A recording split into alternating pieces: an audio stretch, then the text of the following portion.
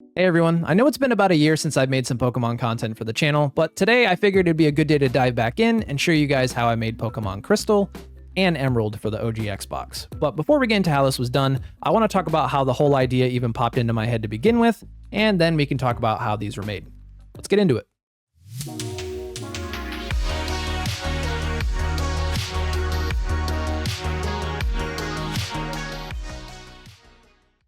Alright, so to kick off this story, I was just mindlessly scrolling through YouTube, as one does, when a video by Bring Us Studios showed up on my feed, and in the thumbnail had a Super Mario 64 disc in an Xbox, and that alone piqued my interest. While I already knew about the port of Super Mario 64 on the Xbox itself, this was the first time I've actually seen it on a disc and looking so crisp in a picture. Getting back to the video he made though, it was awesome, and I'll leave a link to it below. It covers a lot of the OG Xbox and homebrew scene, but what really stood out to me in the video was a quick snippet of something called the Big Ass Emulator Disc. This unlocked a memory for me because I totally forgot these things even existed. For those of you who don't know, these emulator discs have been circulating for the Xbox starting in the mid-2000s. I'm going to say somewhere around 2004 to 2006. One of the major purposes of it was to run your favorite emulated systems directly from the DVD drive. This was a big deal since most of the Xbox hard drives were tiny, only about 8 to 10 gigabytes depending on your model, so saving space was a must. So now with this, there's no more having to FTP into your console to delete a PS1 game you installed last week because this week you wanted to play a few MAME games. And since I mentioned it, I had to hunt down and get one of these for the video. I'm a little disappointed though, because the one I found came with a pretty cool case and all that, but the disc on the inside was just a blank printable one. Kinda weird, right? They went all out on the case and didn't print on the disc. Oh well, at least it worked. As you can see, it boots right into the game selection screen, no problem, and now we can see all of our MAME games. But anyways, now that you guys got the rundown on this, I basically just wanted to see if I could make one of these for myself, but instead of MAME, make it Game Boy and Pokemon related. Turns out it's really not that hard to do. Every game, including these emulator discs, needs a special file called default.xbe. This file is like a program that tells the Xbox how to start it. So if the disc has this file, the Xbox knows how to open it, and then you'll be able to select your emulator and games. So if that's all we need, then all we have to do is just download a few files and then turn them into an ISO. So let's head over to the desktop and I'll show you how that's done. Okay, so to start off, I'll leave a link in the description for everything that I'm doing here today, but we're gonna start off on the EMU Extras site. You're gonna have to log in to get these emulators, but these are the most up-to-date emulators for the Xbox. These were all made by MadMab here and had like the MadMab treatment of getting them updated. But we're gonna be doing X-Boy Advance, which is right here at the bottom. So I'm just gonna click download. Then we're going to need a way to burn it to a disk. So I have Image Burn here, and I'm going to grab the one to Mirror 7 that says provided by Image Burn. Grab that. Next one will be Quix. Quix is what we're going to use to pretty much convert all the files into an ISO. Honestly, I think you might be able to do it with Image Burn, but I think Quix works a lot better. So I'm just going to be using this. I'm going to hit download it here. And that's all we need for the moment. So let's go ahead and right click, open the folder, and get started here. So we have our two zip files, which is Quix and X-Boy Advance. I'm just going to right click on these and hit extract each archive to separate folder. And once that's done, we can delete the zip files. And I'm going to drag X-Boy Advance to the desktop. I'll drag Quix also to the desktop. And we'll also set up Image Burn. So Image Burn is an exe file. We're just going to open that up, hit yes, and install it real fast. Go to next, accept. Looks fine. That looks fine. Fine. Hit OK. Hit finish. And there it is. So we have Image Burn now. So we're good here. The next thing we're going to do is start setting up the emulator for the Xbox. Now, there's a couple little tweaks that we can do here from the desktop, but there's a lot of changes that are going to have to be made in the Xbox itself, and I'll go over that when I get there. So just looking at this, we can go over into EMU skins, and I know we're going to be selecting one of these since I'm going to be doing Crystal for this example. Actually, you know what? We'll do Game Boy Advance. We'll do Emerald instead. So I'll do Game Boy Advance Color HD. And inside here is basically your whole skin that you're going to be using in the system. Funny thing is, you can change the background music in this. So if we open it, I'll just give you a quick listen. You're going to hear this every time you start up the emulator. I personally don't like that, and I picked out my own track. So as long as it's relatively short, like this one is, if I hover over it, let's see what it says. About 2 minutes long, and the one I have over here is 2 minutes 30 seconds, so that's fine. The only thing you have to do is just rename it to what this is. So this just says BG Music. I'm going to rename this to BG Music, drag it in there, replace the file in the destination, and we're good. You really don't have to do this. This is just me being extra. Go ahead and go back.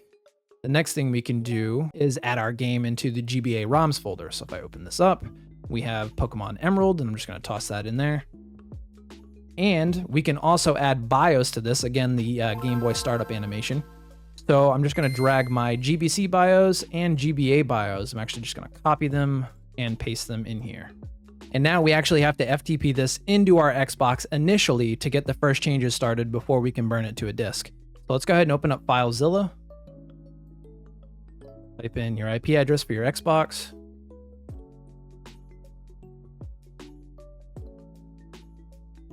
Username and password should be Xbox, port 21.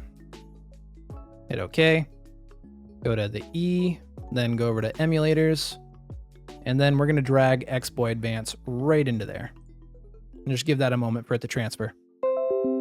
Okay, and once that's done, just a brief explanation here. The reason why we have to start it on the Xbox first, if we look in here, there is no INI file here. There's nothing created until you actually start the emulator for the first time. And this is what's going to have some key settings that we're going to have to go and fix right now. So let's shut this down and head over to the Xbox. Okay, so the next thing to do is go ahead and open up the emulators. Go into your emulators folder, boot that up, give this a moment. And now you're going to hear that song I said I didn't like. So let's go ahead and go over into configure skin, select skin, and we set up the Game Boy Advance HD. So go ahead and switch to that. And now you can hear the song I put in, which is a little more chill. And again, I mean, this is just more for me than anything. It's not really a necessity. So the next thing we got to do is go into the configuration tab. Open this up and we're going to look at a few things here. Let's do general settings. Auto start last played game, we're going to turn that on. This is what's going to make the Pokemon game kind of essentially boot once you have it on a disc, because it'll be the last played game. Then we go over to page 2, see what we got. I'm going to make the start screen, like when you go back, I'm just going to make it the game select screen. Then we can go back again, and we're going to go into our game this time. So select game, hover over Pokemon Emerald, and we're going to go X to configure. Okay, so from here, this first one that says use real GBA BIOS, we're going to do this, but I'm not exactly sure if it's BIOS 1 or BIOS 2, so we're going to go with BIOS 1 at the moment. What else? We have remove GBA intro, we'll just do no. This is Pokemon Emerald, so I want to say that it's going to be Flash 128K. Dual Game Boy, no. Other Game Boy file name, same as first. I think we're pretty much good with all the other settings. GBA real-time clock, why not? We'll turn that on. Game Boy emulator type, I'll just go ahead and set that to Game Boy Advance. And everything else looks pretty good. So I'm gonna hit B, and that's what's gonna start the game. There's the BIOS, so it looks like it worked there. And that's it. Honestly, right now we can return back over to the PC, but before we do that, we're gonna hit the right stick in, go to exit game, and now we can turn off the system. So let's go ahead and do that and head back over to the PC. Okay, so back on the computer, I already have FileZilla open. I'm already in the emulators folder, and here's X-Boy Advance. If I open this up now, you'll see we have xboyadvance.ini, and this is what is needed to save and burn to the disk. So what we're gonna have to do is just back up, and we're gonna copy this whole thing. So I'm just gonna make a new folder. I'm gonna call it backup. And I will toss X-Boy Advance inside of there. Let that transfer and just give this a moment. Okay, once that's done, let's go ahead and exit out of FileZilla.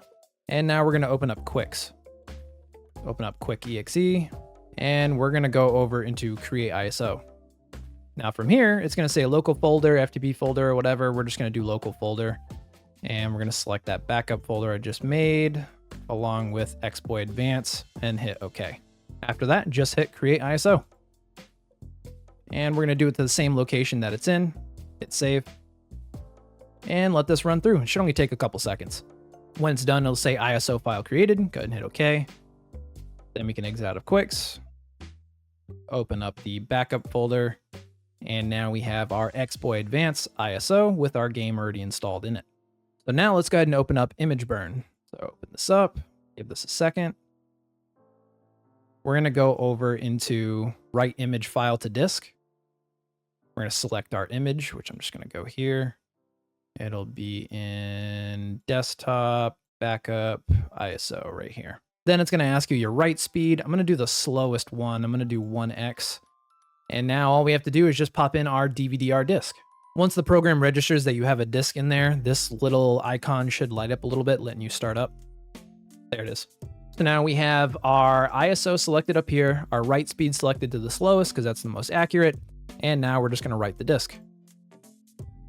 Now, since there's only one game on here, it's not going to take that long, so I'll be back in a couple seconds, hopefully. Okay, once that's completed, it'll say operation successfully completed. Hit OK to close, and we can exit out all this. Let's go ahead and take the game out and test it on the Xbox now. All right, I got the Xbox on. Let's pop the disc in and see what happens.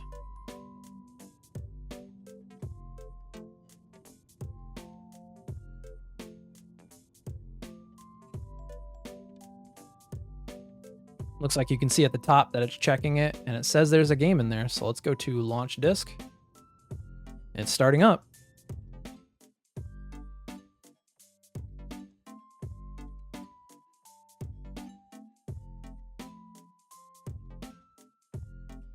It may take a moment because, again, it is booting into an emulator. And there it is. There's our BIOS. And see if I can just skip through this. And here we go. We got Pokemon Emerald. All that's left to do is just slap some artwork on these bad boys, and then we'll have something special. So I went over to onyxcomics.com, which I've used in the past for my Pokemon SNES video. The site has tons of stickers for multiple consoles and even some for ROM hack games, so I figured this might be up their alley. I sent them a message and asked if they'd be able to create something similar, but on a disc, and to my surprise, they agreed. So let's take a look at what they sent me. Overall, I'm pleased with how clean everything looks. The box art has that perfect hit of nostalgia with a funny little tidbit on the back showing the available systems you can play this on, which really adds to the charm in my opinion. And the disc itself, after adding the game to it, works seamlessly on the Xbox, and it's such a funny way to experience the game. But it's not all peaches and cream because there's plenty of problems that came with this idea as well, which we're going to start discussing. Starting with the boot animations. Because this is an emulator, you can attach BIOS to this, and you can get the Game Boy startup animation to appear when you boot the disc. But I couldn't get it to work for Pokemon Crystal. I tried a few different Game Boy Color games as well and had no dice. However, Pokemon Emerald, on the other hand, works just fine as you saw, so there's no issues with the GBA BIOS. So that's a little bit of a bummer. And after that, I noticed another problem on top of this. After playing the games for a little while to test them out, I noticed that Crystal's in-game saving works pretty flawlessly. But Emerald, on the other hand, its in-game saving only seems to work maybe 20% of the time. And as much as I was doing this for the gimmick, it bothered me a little bit. You had Crystal, which had no boot animation but had in-game saving, and then you had Emerald with boot animation but no in-game saving. It's not a huge deal because you can configure the button mapping to do save states instead, which will be more accurate for you, but then you're going to be skipping the whole startup animations that I was just complaining about, so it kind of defeats the purpose for what I'm trying to do here. For what it's worth, I went the extra mile and reached out to MadMab, who's been a developer in the scene for a long time, to see if he was aware of the issue and maybe he knew of a fix. And without boring you with any technical jargon, there isn't really much that can be done from a simple standpoint. I've tried changing save directories in the INI file, I've tried in-game saving and then quitting to the emulator menu first and then shutting off the console, which gave me the best results with Game Boy Color games, but still no good for Game Boy Advance games. The only other thing I think you could try is to update the emulator yourself through the source code, which MadMab did provide, but that's going to be a big task on its own. So if we can't get steady in-game saving to work, the next thing on my list is to see if we can get trading to work. To premise this, there's close to no information out there on the NetPlay functionality for X-Boy Advance. Not a single YouTube video showcasing it working, not a single setup video, nothing that I could find anyways. The most I really found was this older post on a forum from 2004 on the Xbox scene, where the developer Export basically said NetPlay does work, but with strict conditions over local network, and Game Boy Advance games don't work apparently. So again, there's not really that much info about it, so I ran over to MadMab once again and asked him if he knew anything about the NetPlay functionality. He basically said he hasn't tried it for the Game Boy Advance, but he did try it for the Atari 7800 way back when, and it seemed to work then. So that was good enough for me to give it a shot. Start with, according to the forum I mentioned earlier, we have to turn on dual Game Boys, which pretty much makes the game look like split screen. But I did verify with the second controller that that's not actually how it works, so I'm assuming when we actually connect the second Xbox I have, it'll be seen here. But this is where the idea kinda got put to a halt. Once I turn on NetPlay and just return to the game, it just completely freezes the emulator. Like, you can't do anything. And I tried a bunch of different things. It doesn't seem to matter if I configure the IP information for the second Xbox, or even run the emulator straight from the Xbox itself versus running it from the disk. I still get the same result of it just freezing the system. So unless I'm missing something, I'm just gonna say NetPlay doesn't work for this system. But if you guys know something I don't, feel free to let me know in the comments, because I'd love to see this trading bit actually be pulled off. So overall, was doing this worth it? Probably not, honestly. I mean, with all the features missing, the NetPlay doesn't work, and the fact that you're putting one Pokemon game on such a large disc, you're wasting a lot of space there, it loses much of its appeal. However though, if you could put multiple games on this, maybe some ROM hacks or something like that, and fix the NetPlay functionality, you got yourself a cool project, I think. But I think that's it for me, guys. If you guys like this video, let me know down in the comments, and I will see you guys in the next one. Adios.